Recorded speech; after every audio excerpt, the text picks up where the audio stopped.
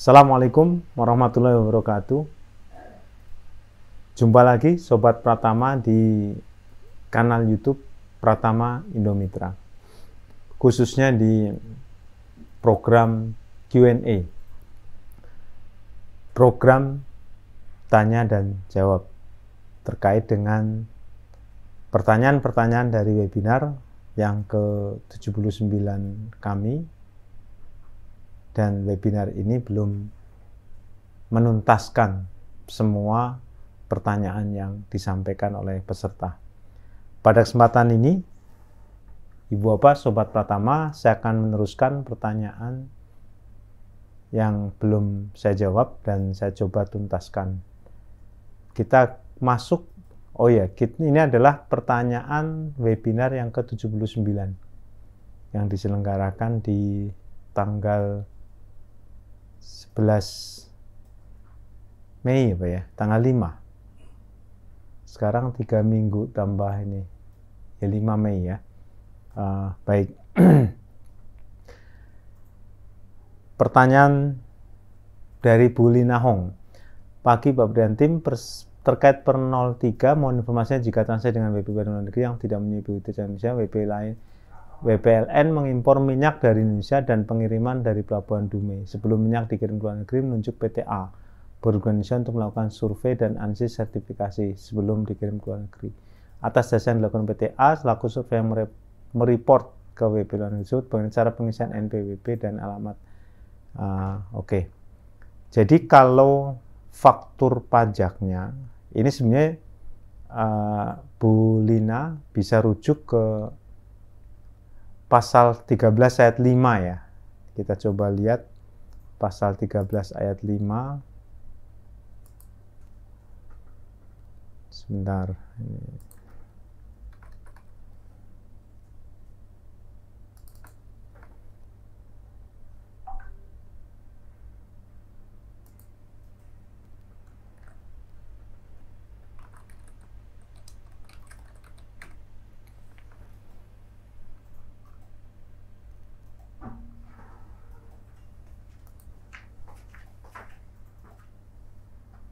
Ya, jadi gini, kita cek ya, pasal 13 ayat 5 huruf bravo. Ketika identitas pembeli atau penerima jasa kita merupakan wajib pajak luar negeri ya, cukup kita tuliskan nama dan alamat pembeli atau penerima JKP tanpa NPWP. Jadi sebetulnya itu aja sih ya. Cara pengisian NPWP, alamat WP luar negeri faktur pajak. Alamatnya tetap sama, NPWP-nya nggak ada, ya. Kemudian dia kan nagih nih, PTA nagih ya ke WP luar negeri. Nah, Ibu bisa cek di pasal 13 ayat 5 huruf bravo angka 2, cukup nama dan alamat. Baik, gitu ya. Bu Akila.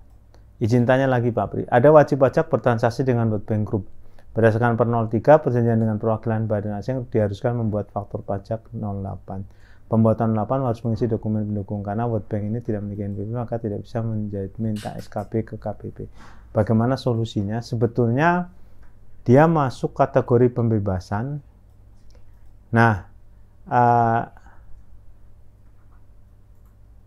jadi bukan minta NPWP, tapi secara otomatis ya, pembuatan harus mengisi nomor dokumen pendukung, karena World Bank ini tidak memiliki NPWP, maka tidak bisa minta SKP ke bank. Solusinya yang jelas dia secara resiprokal sesuai dengan pasal. Jadi minta, ini kantor perwakilan Bank Dunia di sini bisa minta untuk penetapan non subjek PPN ya. Demikian. Pak Aldo. Selamat pagi Pak Pri, izin bertanya, saya bekerja di salah satu perusahaan education technology, semacam ruang guru namun lebih spesifik ke bidang ilmu digital dan IT. Awalnya perusahaan kami berusaha di Jaksel dan buka kantor baru di Tangsel yang akhirnya kami jadikan sebagai kantor cabang. Namun kegiatan operasional malah utamanya dilakukan di kantor cabang. Kantor pusat malah boleh dikatakan tidak ada kegiatan. Apakah sebaiknya kami melakukan pemusatan PPN agar tidak repot melaporkan SPT masa PPN juga? Bisa pemusatan. Jika ya, baiknya kami pusatkan aja. Terserah kesepakatan. Mau tangsel, mau ini silahkan. Apakah ini terhadap identitas kami di faktur pajak setelah melakukan pemusatan? Jadi kalau sudah pemusatan, nah ini ya. Jadi alamat NPWP-nya itu kalau misalkan posisinya ada di penjual nggak ada masalah ya. Kalau posisi Pak siapa ini, Pak Aldo di posisi pembeli ya sebenarnya nggak ada masalah juga. Jadi kalau misalkan transaksi ya, katakanlah posisinya gini, Pak Aldo posisi sebagai pembeli, ya pembelinya mau pakai alamat mana? Kan di pembahasan sederhananya adalah gini. Nah, kita lihat di pasal 13 ayat 5. Intinya faktur pajak harus mencantumkan keterangan minimal identitas pembeli atau penerima JKP. Jadi posisi Bu Bapak, kalau posisi Pak Aldo pembeli ya sudah, pakai alamat yang ada aja. Nah, nama, alamat, dan NPWP pembeli di situ. Nah, nanti tempat penyerahannya mau di mana silahkan. Oke, Pak Randy Novian, izin bertanya Pak mengenai aturan alamat faktur pajak sesuai alamat cabang. Apakah perusahaan diwajibkan membuat NPWP cabang atas transaksi yang dilakukan di luar daerah pusat? Tergantung aja. Kalau memang punya aktivitas ya, biasanya kantor pajak akan meminta NPWP cabang. Ya, yang jelas ketika kita bertransaksi kepada pembeli, faktur pajak kita mencantumkan alamat NPWP pembeli. Masalah tempat penyerahannya dimanapun ya silakan. Oke ya, jika pembayaran melalui rekening pusat tapi barang dikirim cabang, apakah alamat juga dibuat? Alamatnya alamat pembeli. Nah ini yang sering kali memang membuat kita terkecoh. Yang dicantumkan di faktur pajak itu adalah identitas pembeli barang atau penerima JKP. Apa cakupannya? Ya nama, alamat, dan NPWP pembeli. Itu aja. Masalah tempat penyerahannya terserah. Ya, demikian. Pak Miftahun, terkait pendatangan apakah harus dilakukan ulang kalau ada perubahan BUD? Nah, pemberitahuannya ini yang jelas tergantung siapa. Kalau saya melihat di situ, yang jelas ada pemberitahuan. Kalau perubahan BUD, kalau dia masuk kategori yang diubah, ya masuk itu. Jadi sebetulnya di per 03 ini, nah, saya buka per 03.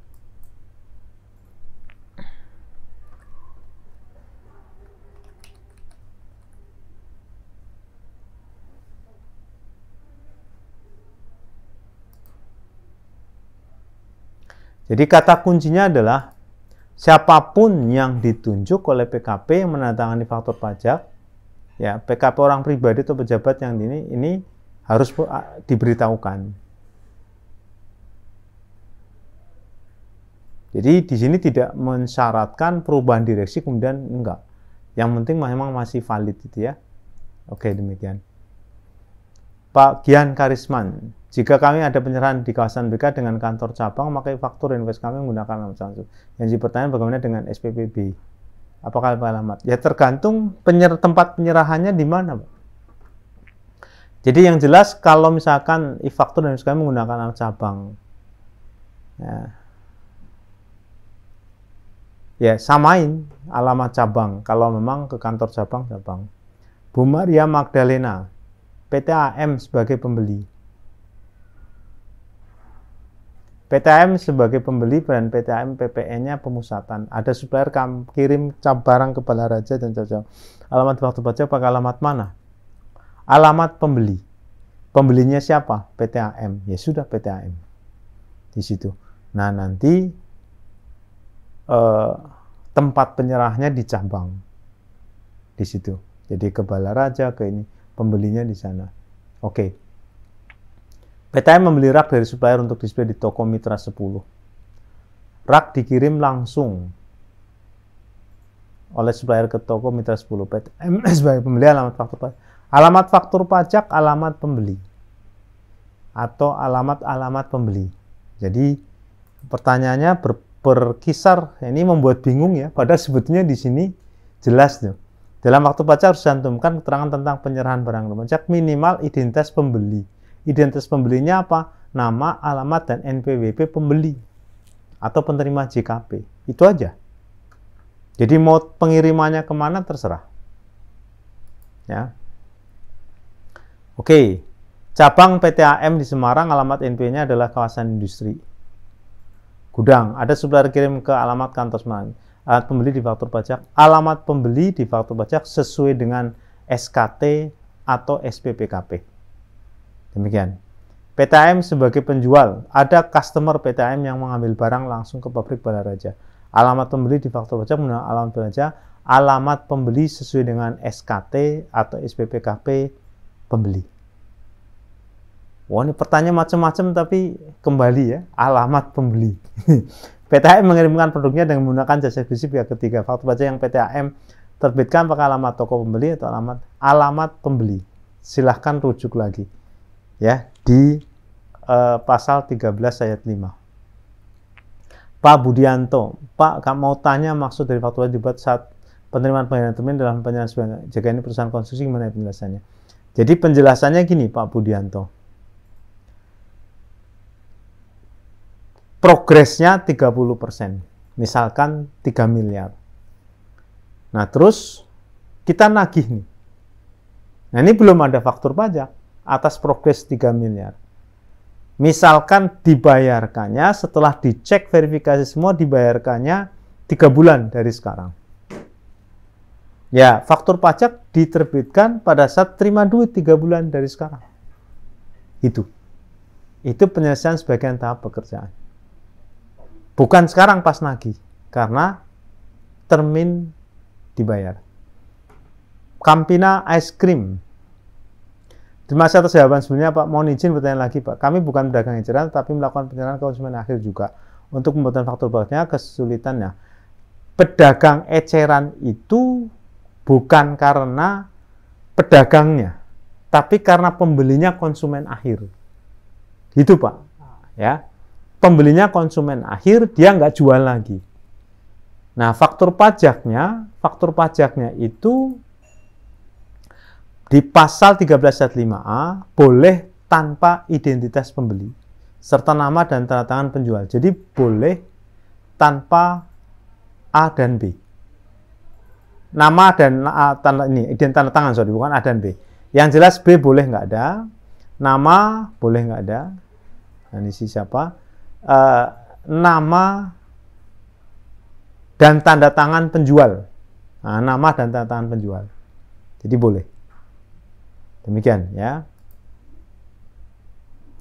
Akila, Bu Akila. Saya izin bertanya Pak Pri, terkait aturan baru pasal 16B ayat 1A, jasa keuangan masuk dalam kelompok JKP dan wajib membuat faktur pajak. Tiap bulan kami ada transaksi yang terkait dengan interest income dan gain on air purchase atas memilikan yang sebenarnya tidak terutang dan tidak dibuatkan faktur pajak. Apa alasan tersebut kami tergolong WP yang termasuk? Yang jelas PPN dibebaskan untuk masuk kategori ini. Jasa keuangan terus terang saya nggak bisa jawab, bukan apa-apa. Peraturan pemerintahnya belum keluar. Mau seperti apa gitu. Karena di situ bisa dibebaskan. Jadi belum pasti juga, tergantung ya PP-nya. Bagian Karisman, pertanyaan nomor 2 belum jawab Pak. Untuk nomor seri faktur pajak juga tidak perlu dibuat laporan pembelian nomor seri. Tidak ya.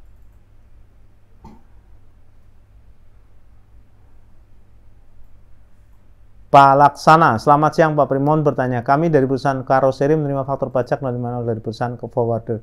Apakah bisa dikenakan? Bisa. Dikenakan PP 23? Ya. Jadi Bapak cek ya Pak Laksana pasal 9 ayat 8. Itu kriteria yang faktur pajak masukan yang nggak boleh dikreditkan. Di situ nggak ada. Jadi bisa. Bu Anissa Ramadhani. Pak Pri, saya mau tanya, kalau customer memenuhi persyaratan sebagai konsumen akhir, apa boleh bikin faktur pajak yang bingung? Boleh. Bu Titin Subarti, apakah bisa get data dan upload PPNBM 2 kali dalam masa yang sama untuk setiap? Karena kalau get data menunggu semua masuk, get data lebih awal. Wah, ini kalau udah e-faktur saya angkat tangan Bu Titin. Ya, saya nggak bisa jawab nih. Bu Lucinda, selamat siang Pak. Izin bertanya, kalau ada retur obat yang expired yang kita beli pada perusahaan belum PKP, vendor minta bukti pelaporan nota retur. Namun karena faktur pajak tersebut tidak terrekod di faktur, kita bisa mengeluarkan bukti pelaporan. Apakah yang harus kita lakukan? Apa kita bisa? Ya tergantung kontrak. Memang kalau bukan PKP susah. Ya, retur.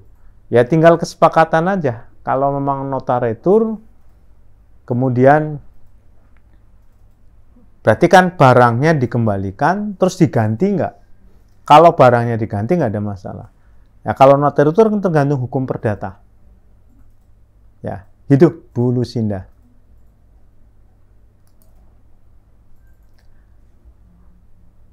Pak Selamatan. Siang Pak, kalau kami terdaftar di KP Madya tapi gudang tidak ada NPWP tapi dalam wilayah yang sama Pak. Enggak apa-apa. Ya. Kalau mau dibuat silahkan. Budiatri Andrini, Pak mau bertanya, jika pengiriman barang tapi gudangnya gudang sewa bukan milik kami, alamat kami diminta pajak pakai NPWP perusahaan. Bagaimana? Alamat pembeli adalah alamat yang sesuai dengan SKT atau SPPKP pembeli. Itu di pasal 13 ayat 5 Undang-Undang PPN. Bu Fitri Rahmiatun. Assalamualaikum Pak Pri, izin bertanya bagaimana memahami pasal 9 dan selain pasal 9 lebih bayar SPT PPN. Karena saya pernah salah mau mengajukan restitusi karena kegiatan ekspor tapi ditolak karena salah checklistnya. Jadi memahami pasal 9 dan selain pasal 9 di lebih bayar. Jadi gini Bu Fitri ya, logika sederhananya PK min PM. Ketika PM-nya lebih besar, boleh direstitusi.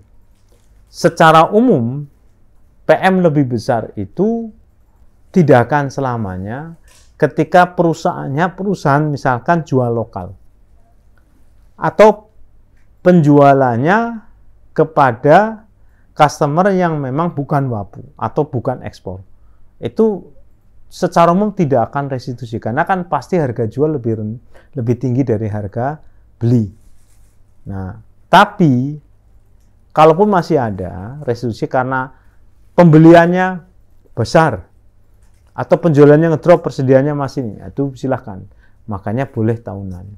Sementara PKP yang memang menjual ekspor pasti pajak keluarannya 0. Mau sampai kapanpun lebih bayar. Jadi untuk kemudahan silakan restitusi bulanan, termasuk kalau misalnya PKP sebagai rekanan WAPU, rekanan pemerintah. Demikian. Pak Indro Cahyono mohon bertanya lagi Pak Pri. Apakah di wilayah yang salah satunya tentang pemakaian sendiri ataupun pemberian cuma-cuma yang dulunya diatur menjadi tidak berlaku? Sampai sekarang masih berlaku ya. Jika benar tidak berlaku, mana jika terjadi apakah harus dengan harga jual normal? Sampai sekarang masih berlaku karena belum ada penggantinya. Bu Nur Hasanah, izin bertanya Pak Pri, titipan uang dari konsumen dicatat jurnal. Titipan uang konsumen, bangkas utang konsumen tidak terutang PPN karena bukan penyerahan yang terutang. Pak Asnawi, Pak Pri izin bertanya, kalau yang kelebihan pengambilan pendahuluan PPN untuk perusahaan penjualan 9% ekspor, apa harus mengajukan surat keputusan WP patuh? Ya, untuk pendahuluan ya WP patuh. Selama ini bisa tanpa SK wajib pajak patuh tidak masalah, tapi bulan kemarin diminta karena kemungkinan nilai restitusinya gede, lebih dari 1 miliar gitu. Jadi ini tergantung kebijakan dari masing-masing KPP. Memang ada KPP yang membolehkan restitusi pendahuluan tanpa penetapan WP patuh karena nilainya kecil. Demikian.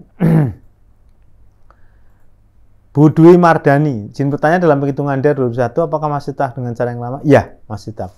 Bu Rani PC, Pak Tri, saya mau tanya mengenai SKP terkait dengan banyak perubahan undang perjalanan Pak, dengan belajar buku SKP tahun sebelumnya masih tetap membantu Pak. Atau ada saran Pak untuk kita ingin tes SKP dengan peraturan pajak terus berubah. Ini memang agak repot ya. Ujian yang diadakan untuk SKP itu mengacu pada soal tahun berapa. Itu yang kita nggak bisa nentuin. Ya memang harus banyak latihan lah. Ya, Bu Jenny. Pak Pri mau tanya, apabila mendapat surat teguran untuk harta 2015 yang belum lapor, yaitu rumah yang diimbau untuk ikut PPS, apakah atau kali hutang KPR atau kali harta? Bukan hutang KPR, kali harta. Hartanya berapa terserah. Itu. Dan karena hutang KPR sekarang masih berjalan, ya 7 tahun apakah PPS diungkap sebesar hutang KPR yang telah dibayar. Enggak, pokoknya terserah hartanya mau diakui berapa. Ya, dikurangi dengan utang. Misalkan utangnya harta rumah tanah, nilai tanahnya 1.000, dikurangi dengan 400 berarti 600. Pak Tony, selamat siang Pak Pri, salam sejahtera untuk kita semua. Izin bertanya Pak Pri, omset hingga 500 juta yang dibebaskan, apakah perlu dibuatkan laporan investasi atau pelaporan lainnya? Sementara sih enggak. Ya, itu. Oke, itu Ibu Bapak ya, sesi 1 Q&A atas pertanyaan yang belum saya jawab di 3 pekan lalu. Ya, kalau sekarang pembuatan video ini tanggal 8 bulan 6, tanggal 11 ya, tanggal 11 Mei. Demikian, Bu Bapak, mudah-mudahan bermanfaat. Kurang lebihnya mohon maaf. Assalamualaikum warahmatullahi wabarakatuh.